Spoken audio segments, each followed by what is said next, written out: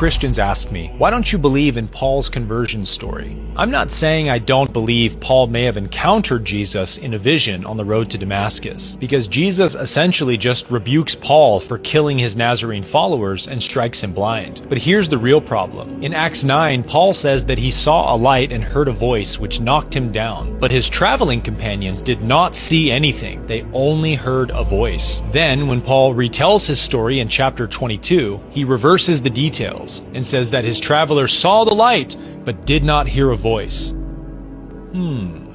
And then, to make matters worse, in Acts chapter 26, Paul contradicts both of his first two accounts and says that everybody saw the light and everybody heard the voice and everybody fell to the ground. And then Paul tells this elaborate commission to the Gentiles, which Jesus apparently gave him, that he somehow forgot to mention on the first two accounts. Which is interesting, right? Why would Paul only tell the embarrassing details of the story and leave out the most important part of all? That Jesus made Paul his special 13th disciple. These testimonies would utterly fail in a court of law, because no one can be both the claimant and the witness to their own claim. Paul has no witnesses to verify his spectacular claim, and he definitely has some strong motive to lie. Because if you're going to switch sides from the people that you're murdering and then try to join their group, you might just need a miraculous Jesus encounter story to justify such a bold move. So the claims of this video are actually full of holes.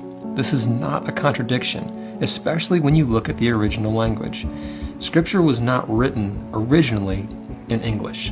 In fact, according to Paul, when Jesus spoke to him, he was speaking in Hebrew. Are there multiple contradictions within Paul's conversion story?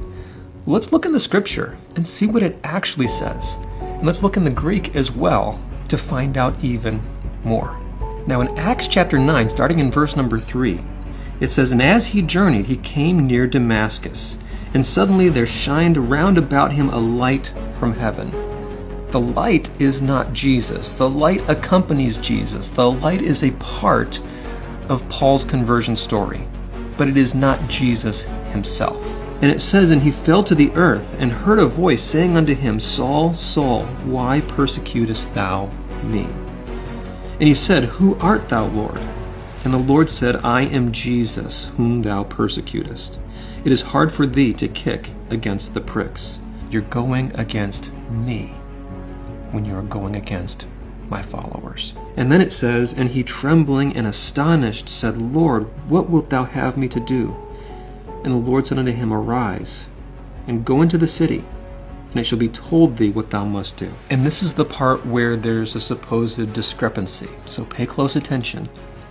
"And then the men which journeyed with him stood speechless, hearing a voice, but seeing no man." They didn't see Jesus, but they heard a voice. Let's look into the Greek New Testament to find out what this word actually is in the original language. The Greek word translated voice is the word phone. This is the word that we get phonograph from. Phone, telephone, cell phone. And the interesting thing about the word phone is that it can be translated as either voice or sound. This is the Greek word for sound.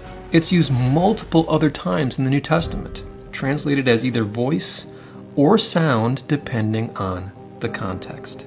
There's times where the King James translates it as the voice of a trumpet, meaning the sound, or the sound of a voice, both words being the word phone.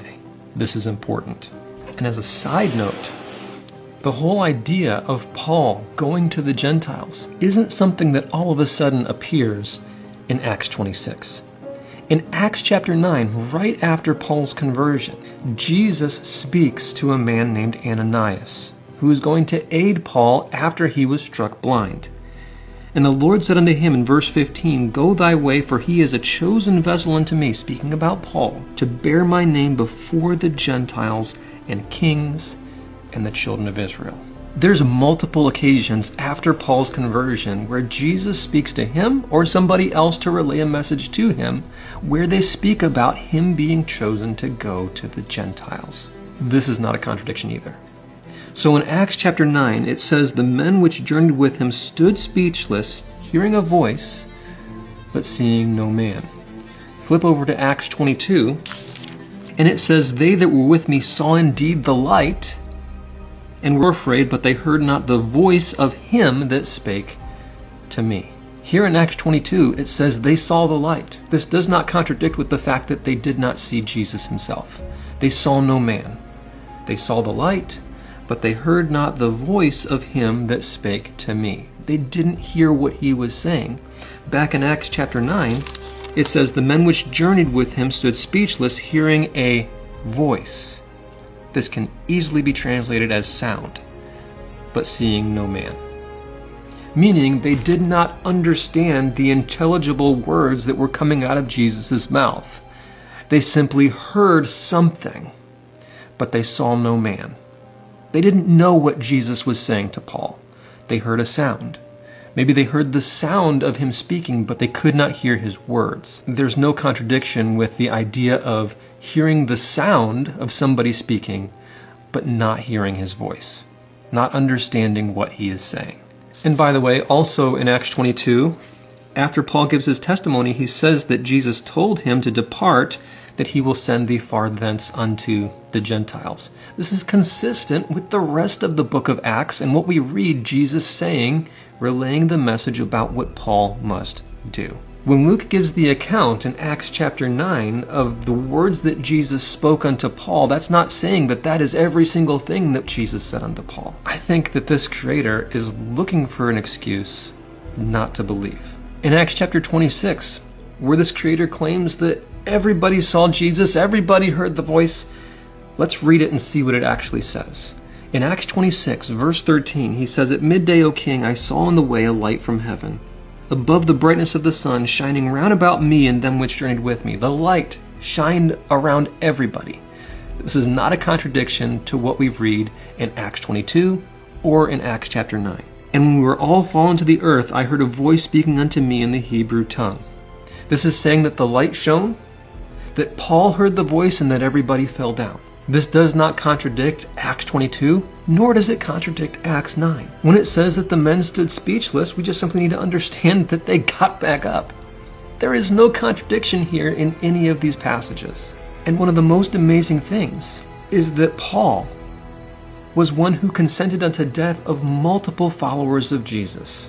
And after this amazing encounter with Christ, his life was changed, to the point where he eventually is martyred for his faith. According to history, Paul was beheaded in Rome. It's good for us to want to understand the truth of Scripture. It's good for us to search out what the Scripture says and why. But we should not be looking for an excuse not to believe.